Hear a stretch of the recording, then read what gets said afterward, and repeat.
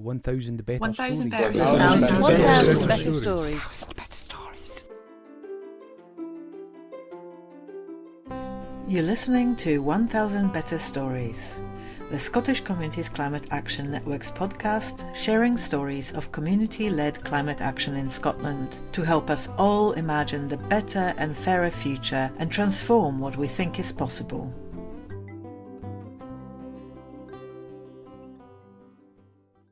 Hello, it's Madeline, one of SCAN's assistant communications weavers.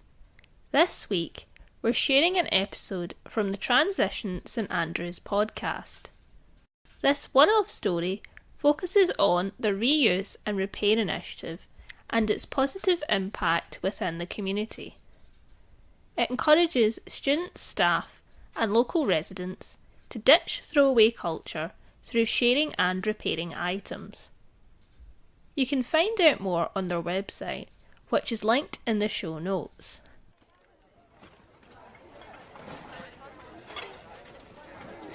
Okay, I got a laundry basket, some hangers, a mat for the bathroom, some pots and pans, and just some cutting boards, and a big bowl, glasses. I got a nice little red dress with a fish on it. I have seen this online a few times and I think I could style it up and make it nice, so that's why I chose it. Okay, so I have some kind of dining tray, a little heart-shaped cake tin, 2 massive wine glasses and a large pot.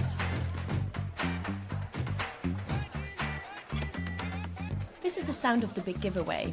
It's this year's Freshers Week, and the place is absolutely awash with students looking for things to use for the next 4 years. It's taking place outdoors on a beautiful sunny autumn day. We've seen close to 1,000 people at this event, and everyone left with something that will become part of their lives for the next few years, if not for longer. So these choices, I got measuring cups and coasters, because measuring cups is, I like to do baking, and we don't have any currently at my place, which I've just moved into. And coasters is just really nice to, it feels proper to have a coaster on the living room table. I think I've grabbed too many, to be honest, but yeah. I'm Sonja Portjewijts. I'm originally from the Netherlands and I work for Transition. We lead on the circular and sharing economy initiatives here at the University of St Andrews. Hi, I'm Anya Hartdyke, and I job share with Sonia, and we run the reuse and repair programme here, and I'm also the Skillshare coordinator. So every year we organise the big giveaway, which is for students. So at the end of the academic year, students leave the town, and most of the students live far away, all over the world. So they leave a lot of stuff behind because they just can't take it with them.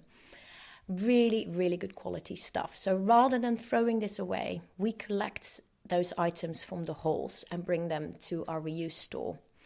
And we sort them with our lovely pool of volunteers, ready for the big giveaway, which is at the start of the academic year during Freshers Week.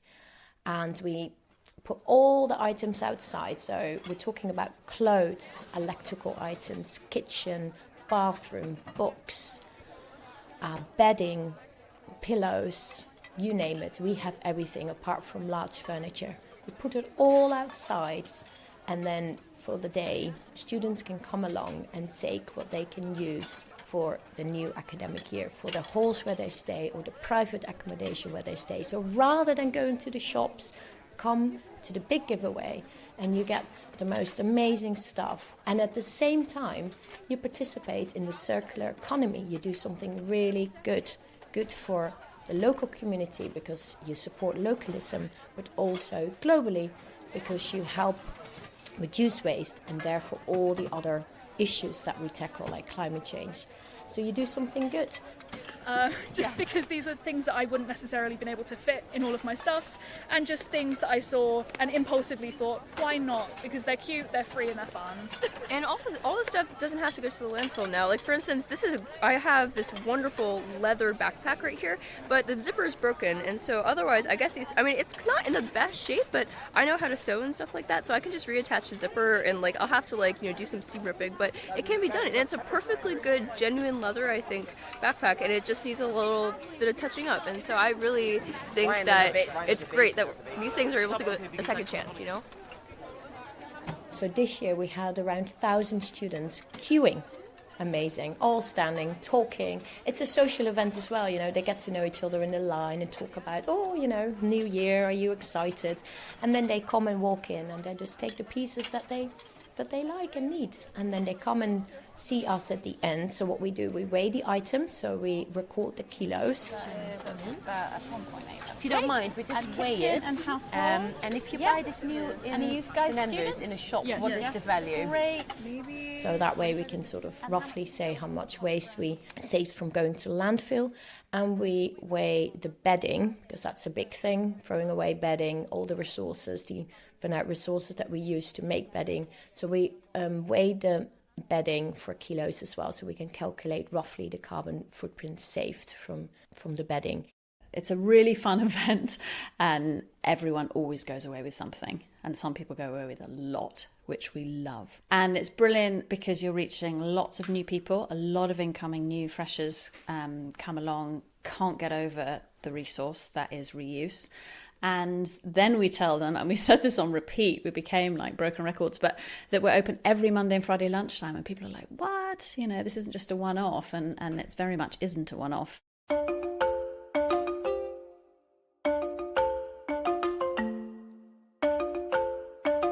Transition is an organisation affiliated with the university, and what we try to do is we try to transition the university and the town to a lower carbon society. And transition is part of a national movement for the staff and the students to take local climate action, which then help us and the wider community to a lower carbon society.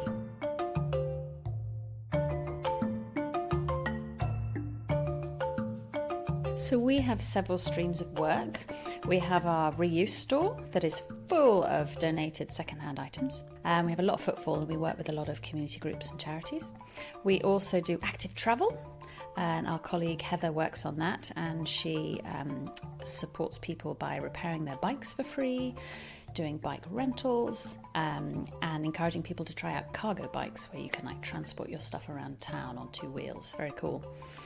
And we also do Edible Campus, where we have a lot of veg and fruit growing across the university estate. And I'm a Skillshare coordinator, so I do Skillshares mostly focused on vegetarian cooking and mending and upcycling. And we also have our lovely colleague Johanna, who runs the Rewilding and Improving for Wildlife programme across the university estate.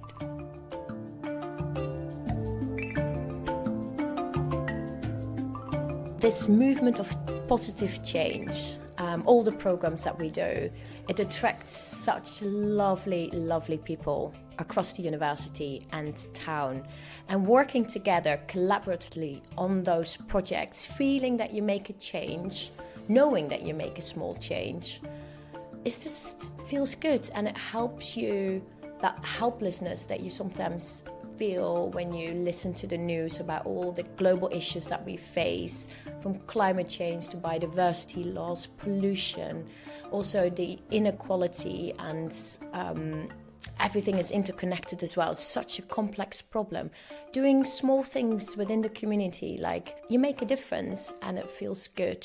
And doing that together, collectively, as a community, feels good.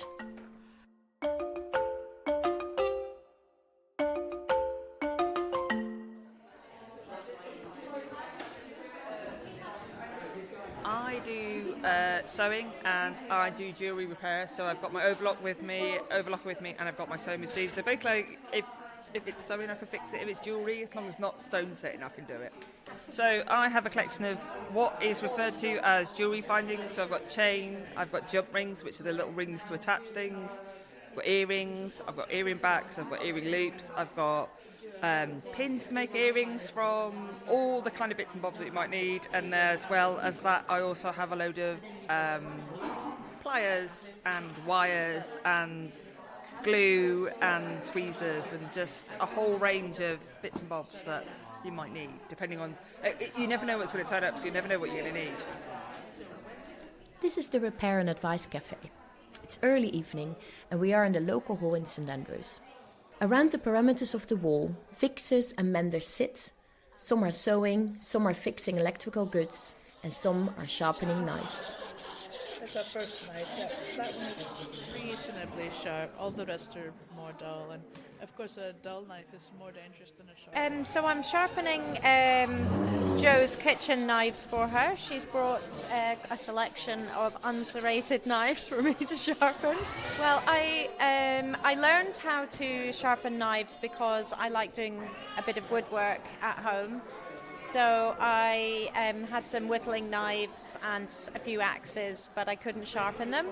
So my husband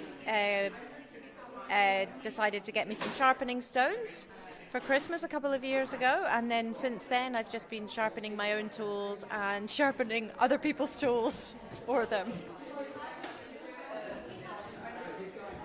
We launched our Repair and Advice Cafe in January this year, and we have no plans to stop. We will keep running it. It's been an absolute success. We run it monthly. So it's one night every month. It's the same sort of mid-month date, and we have a team of volunteers, anything between 7 as our lowest number of volunteers who've come along to 14. Volunteers who mostly repair for free things that anyone can bring, and we also have a few advisors on hand to advise on sort of more broader themes around sustainability. So the repairers in the main repair electricals and clothes and bags, and we also have a clocks and watches repairer, ceramics repairer, and a musical instrument repairer.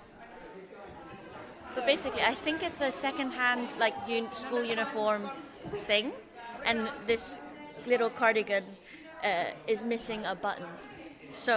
But it's the big box of buttons with a bunch of colours. It's, hang on, 1, 2, 3, 4, 5, 6.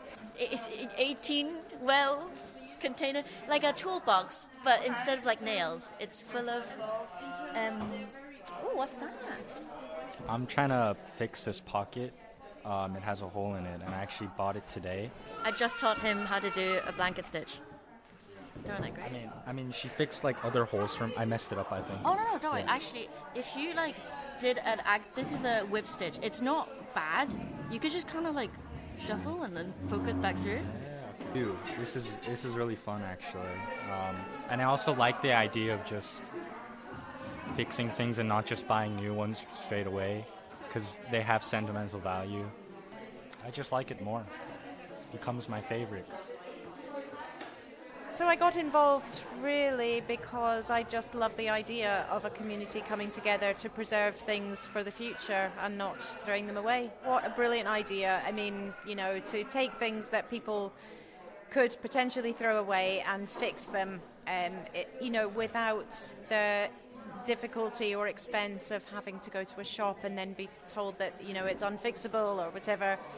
So, yeah, just the idea, but it's also kind of community coming together as well, otherwise I wouldn't have met all these lovely people here tonight, and chatted to some of the other repairers.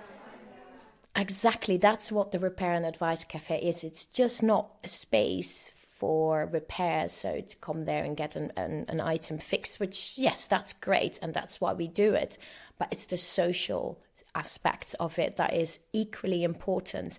So again, young and old come in, children, families, individuals, students and staff, they walk in, and what you do, you sit in front of the repairer and you start that conversation.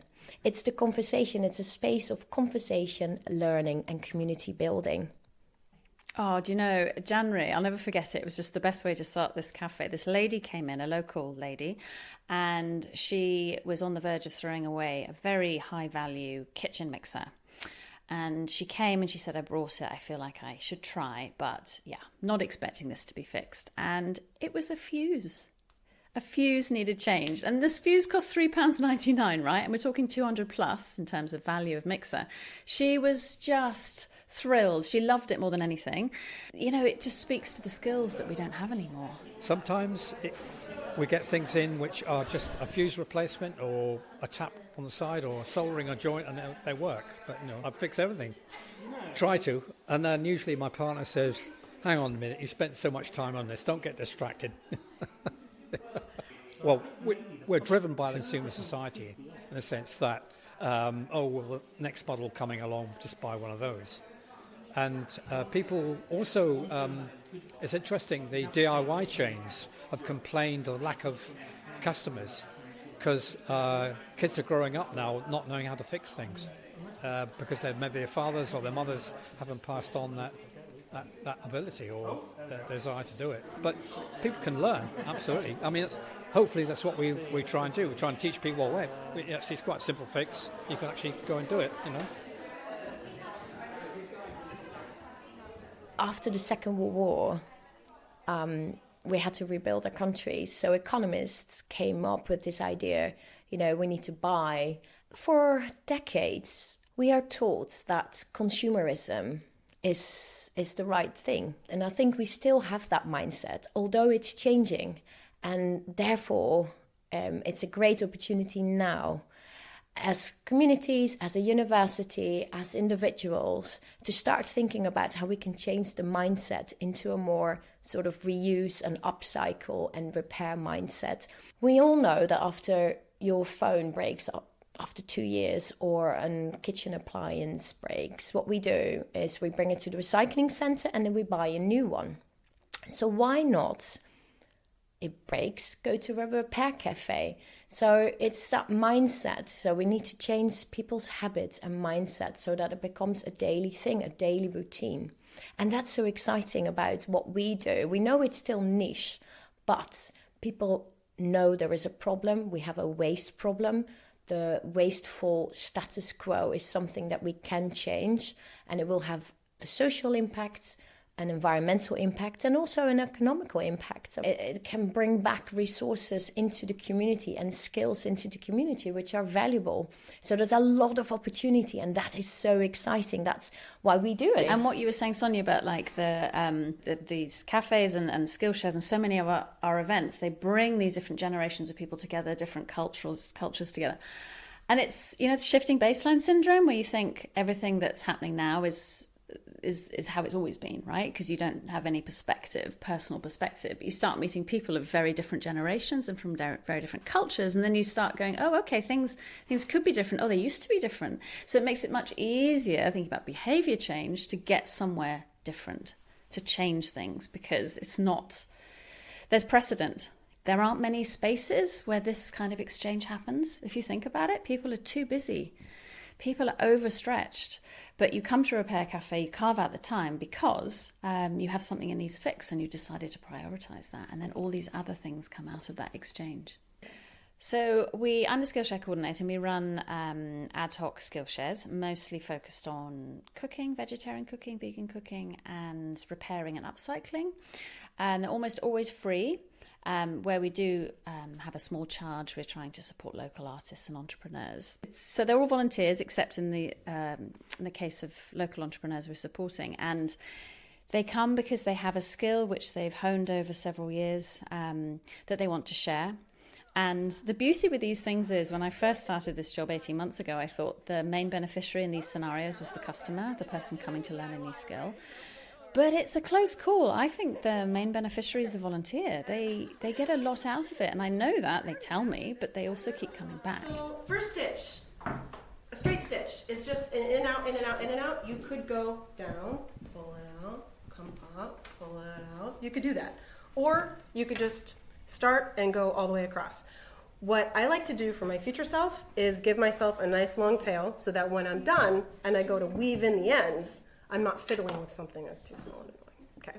So be nice to your future self and give yourself a nice long tail.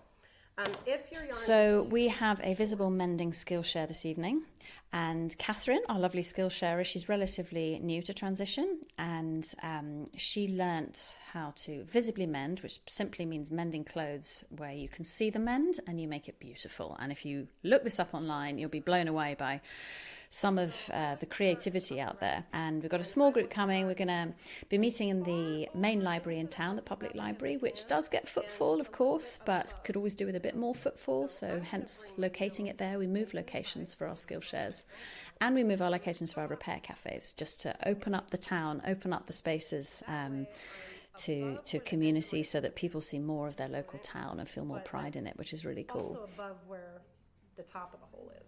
Gosh, you know, I think it's really cool. I think it looks fun. I think it looks really fun, and people can, you know, make it look distinctive for themselves of whatever it is that they're into. But I think it's really great that it keeps a lot of clothes out of the landfill. I mean, people, especially you, incorporate this item that you feel comfortable in, that you've had for a long time, and it's starting to wear out or whatever.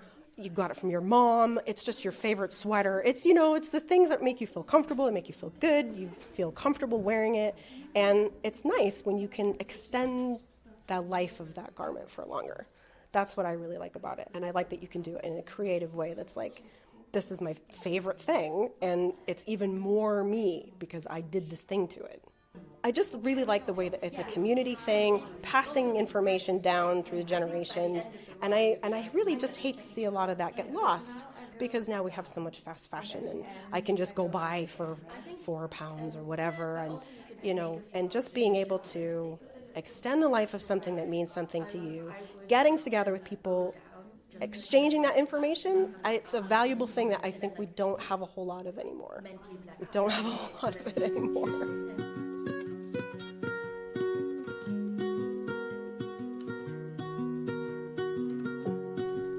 I'm really intrigued by our reuse and repair initiatives, and do something about this throwaway culture. And all these initiatives, and for example, what we do now as well is so exciting. So we're putting reuse stations all across town, in the university halls for the students, but also the community centre, the hospital. So having a station there makes it sort of visible to people on a daily basis, because we need to change their behaviours. So seeing that, having access to it, I think will start changing people's behaviours, and they will participate in that initiative and thinking, you know what, actually there's a really nice piece of clothing there, or wait a minute, I see some shoes for my kids there. Why would I go to the shop? It's there, it's free. And actually I have in the attic, I've got these books that I don't really use, but they're really good quality books. You know what, I'll return them to the reuse station. That's what I would like to see. I would like to see people starting to behave in a slightly different way, in a positive way, because in the end, I know that they will feel something positive, a pride of joy, a sort of happiness, something that you share with others. And I think these emotions, these feelings will help contributing to your well-being as well, and to, in general, a happier society. And totally agree with everything Sonia said, and sort of role modelling what people can do in communities, especially for younger people. So we both have small children, but most people have young people in their lives, even if they're not their own children. And just so these young people know and can see, it's so visible what people are doing about the crises that we face, that kids, even if they're not sitting down in front of the news of their families, are picking up on. They know things are difficult. There's a lot going on, and a lot they're going to have to deal with as adults going into the working world. If we can replicate this across Scotland, if we can get this out there and have more people come to us and say, great, how can we do it? You know, any sort of hand holding, we're up for it. And yeah, role modelling for the next generation, I think, is key. And that's what Anya and I, with our team of, you know, the team, we have to say, the transition team here is wonderful. So doing this together with our team to make it happen, and our volunteers. Yeah. We partner with St Andrews Environmental Network for reuse. Again, you know, having this in all the communities in Scotland, in the UK, globally, That will be my dream. It's about creating a town that you want to live in and always improving on that. And yes, there's the environmental side of it, which we're really passionate about, but the social side of it, the community building, you can't do the environmental stuff without the social stuff, without the community togetherness, without the collaboration. Yeah, it's about bringing community together. So being part of this reuse and repair movement, whether you're wealthy or living on a tight budget, it gives you a sense of pride, because participating in this economy benefits everyone.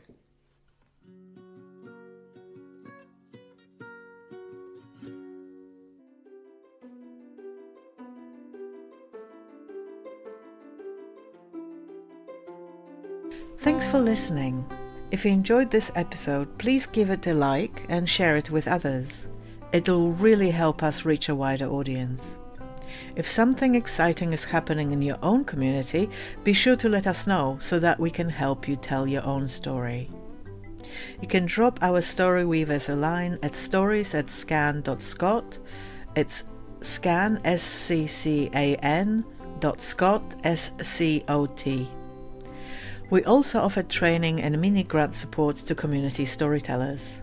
To keep up to date with our offerings and everything Scan, check out our website at scan.scot or find us on Twitter, Facebook or Instagram, or simply sign up to the newsletter.